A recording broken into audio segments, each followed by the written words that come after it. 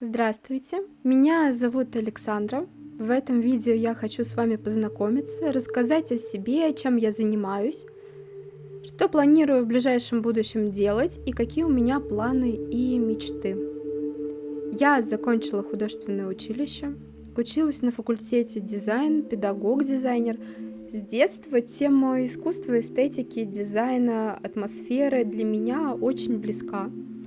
Поэтому я поступила в это заведение учебное, чтобы окончательно решить, чем я буду заниматься в будущем. Я уже знала, что хочу посвятить себя творчеству, но конкретно какому, к сожалению, было сложно выбрать.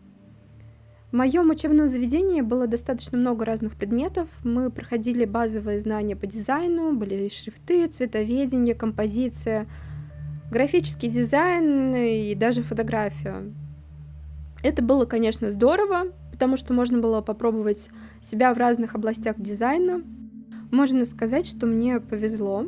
И в тот год, в который я поступила, мой преподаватель, он же куратор, решил сделать небольшой эксперимент. Он сам являлся педагогом по таким программам, как 3D Max, Photoshop и другие графические редакторы.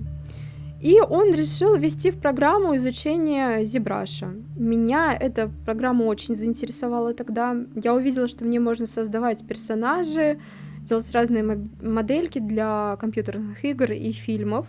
Я увидела на экране тогда, как из сферы создали полноценную модельку. Конечно, это очень впечатлило. И благодаря этому я вспомнила о своей давней мечте, о которой расскажу чуть-чуть позже. Чем я сейчас занимаюсь и какие планы у меня на ближайшее будущее? Сейчас я создаю несколько работ для портфолио, доделываю свои недоделыши, изучаю текстурирование и дальше планирую изучать риггинг. И в планах у меня найти в этом году работу, либо делать какие-то модельки на заказ. Но, конечно же, хотелось бы больше найти свое место в студии, чтобы больше понимать, как создавать правильно модельки от начала до конца, потому что знания у меня уже какие-то есть, но здравой оценки нет. Часто сомневаюсь, правильно ли делаю, и застреваю на разных этапах. Мне постоянно кажется, что я делаю все неправильно, и меня это очень расстраивает. И, к сожалению, тормозит. Поэтому хотелось бы научиться на реальных проектах и закрепить свои знания. Также я уверена, что реальные проекты все-таки это большой буст в новые знания.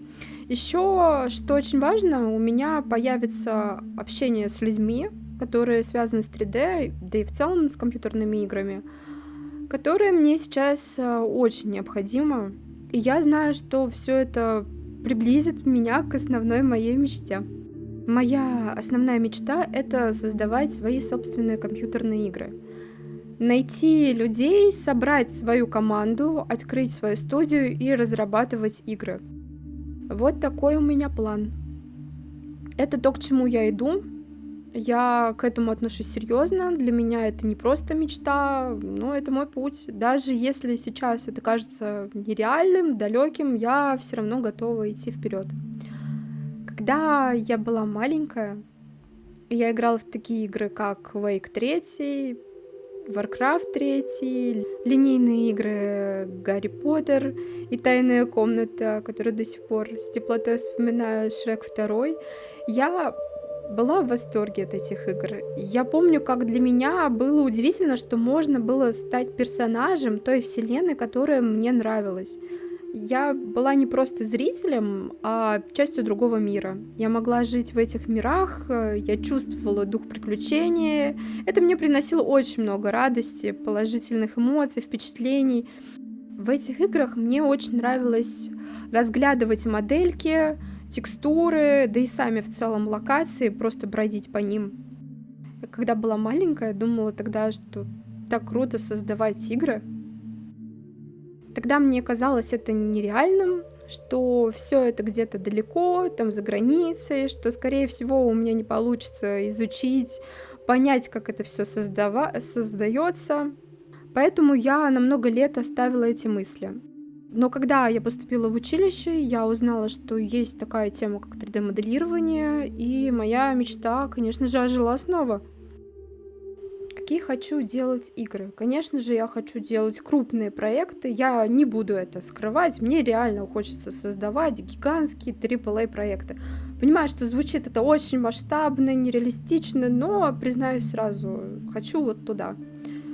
Но так как я уже сталкивалась с разработкой даже маленьких мобильных приложений, я понимаю, что с ними столько может проблем возникнуть, о которых даже ты не подозреваешь. Например, я целый месяц не могла выложить в Google свое приложение, потому что мое приложение было для всей семьи, а у них достаточно специфические правила, они присылают письмо, по этому письму не всегда понятно, что они вообще хотят, и приходится переделывать, потом они снова проверяют, и так это долго-долго все тянется. В итоге я около месяца не могла выложить простое приложение свое.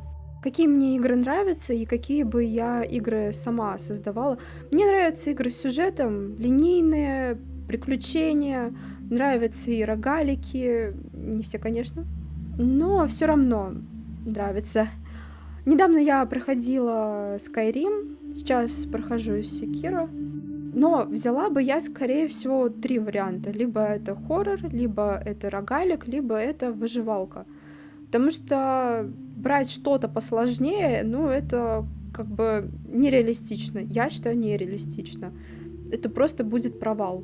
А я хочу проект все-таки довести до ума, его выложить, и поэтому планирую взять один из этих жанров. Но думаю про выживалку. Вот сейчас хочу остановиться на ней. Потому что уже к выживалке у меня есть даже идея. Также я планирую изучить, как создавать локации. Хочу понять, как это все дело оптимизировать, как это должно быть, потому что, скорее всего, в своей игре я буду за это отвечать. И, возможно, пройду курсы. У меня уже есть купленные небольшие курсы, я их планирую в ближайшее время начать изучать, но хотелось бы все-таки с преподавателем, потому что без преподавателя я делаю все куда дольше. Еще у меня был опыт разработки локаций в Unreal Engine. Я училась, как я уже говорила, я училась в художественном училище, и на дипломный проект я взяла игровую локацию по сказке Волкова «Волшебник изумрудного города». Я тогда сделала деревню синих жителей. Локация, конечно, получилась, для первого раза неплохая, особенно на тот момент. Но мне немножечко все равно, конечно, стыдно ее показывать, но я ее покажу обязательно, мы ее обсудим, и думаю, это будет интересно. Также у меня был опыт разработки мобильных приложений своих собственных. Они были простыми и небольшими. Первое приложение скачали тогда более 100 тысяч раз. Второе пока еще не взлетело. Я его доделала в январе, но хочу его еще улучшить. К сожалению, программист не смог выполнить то, что я хотела. Но даже тогда я уже поняла, насколько сложно работать с людьми. При том, что я людей нанимала, я платила им денежку, находила их на сайтах фриланса. И сами приложения, они были довольно простыми. Не было чего-то сложного, там были пару кнопок, выход в меню и галерея картинок. Второе тоже достаточно простое, но, к сожалению, программист не смог сделать то, чего я хотела. Он сказал, что знает, но по факту, как оказалось, что ничего он не знает, как это решить. Также я столкнулась с программистами, которые меня кидали, и на деньги тоже, и проект выполняли плохо, беря при этом за это денежку. Вот такой опыт у меня был. Поэтому уже знаю, с чем в будущем столкнусь, и буду уже ко многому готова. ДЗ, кстати, я делала тогда хорошее, и людям было все понятно, потому что я прям все раскладывала, как что нужно, да и сами приложения были простыми. но все равно хоть какой-то опыт. И в 3D опыт работы у меня имелся только в преподавании, но там были несложные программы. Tinkercad для детей, она очень простая программа. И ZBrush начальный уровень, ознакомительный для взрослых. Там тоже где-то 8 пар было. Ну, несложные работы, чтобы они поняли, нравится им это или нет. Там курсы были для взрослых, они проходили много-много разных программ, ознакомливались с ними и уже потом в будущем выбирали, что им нравится больше. К сожалению, опыта работы в геймдеве у меня нет. Тут ничего не могу рассказать.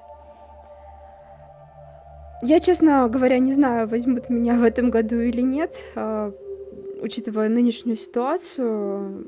У меня есть, конечно, еще дополнительные планы. Я знаю, что я что-то придумаю, но все равно очень грустно осознавать, что вероятность того, что возьмут, маленькая. Ну, либо мне так кажется. Вообще, на этом канале я бы хотела показывать свой путь, свои 3D-модельки, как я их создаю, свой прогресс в изучении 3D-моделирования. Буду делиться своими мыслями, идеями, планами, переживаниями, на каком этапе я сейчас нахожусь, что получилось сделать. Иногда в роликах будут рассказываться фишечки программы или как я сделала тот или иной момент. Для меня ведение блога сейчас очень важная тема, потому что это будет меня мотивировать. И я, наконец, сфокусируюсь на своей мечте. Потому что я что-то делаю, оно вроде бы чуть-чуть идет, получается, но я как в болоте застряла. И поэтому мне нужно хоть вот какое-то движение, чтобы было. Также благодаря каналу хочу найти своих людей своей атмосферы, те, кто будут меня понимать, те, кому будет интересен мой путь и мое творчество. Особенно хочу найти тех, кто тоже мечтает создавать свои игры. Хочу найти свою команду. К сожалению, в своем городе это сделать сложно. Я знаю, что люди есть, но добраться до них не понимаю как. Тем более такие люди, они все равно по духу должны быть очень схожи, а это сложная комбинация, чтобы человеку было интересно, он был замотивирован, и мы могли при этом совместно коммуницировать. Я уже даже находила людей, которые хотели бы начать, но, к сожалению, даже чтобы сделать хоть один шаг, у людей просто не хватало мотивации. Я понимаю, что все это сложный путь, понимаю, что трудно найти людей, которым вообще это будет интересно, понимаю, что это все уйдет не 1 год, но я уже должна с чего-то начать. Поэтому я понимаю, что это будет не скоро, но, по крайней мере, я буду потихоньку все это делать, изучать, об этом рассказывать, планировать. У меня уже есть несколько идей, и даже та идея, на которой я остановилась, сейчас надо все это, конечно, приводить в порядок, продумывать геймплей и, конечно, прочие составляющие. Поэтому, если вам понравилось то, о чем я вам рассказала, с чем с вами поделилась, кому понравились мои планы на будущее, да и в целом сама 3D-моделька, которую я делала в этом видео, оставайтесь со мной, буду вам рада. Будем с вами дальше планировать, мечтать и создавать. Встретимся в следующем ролике. До свидания.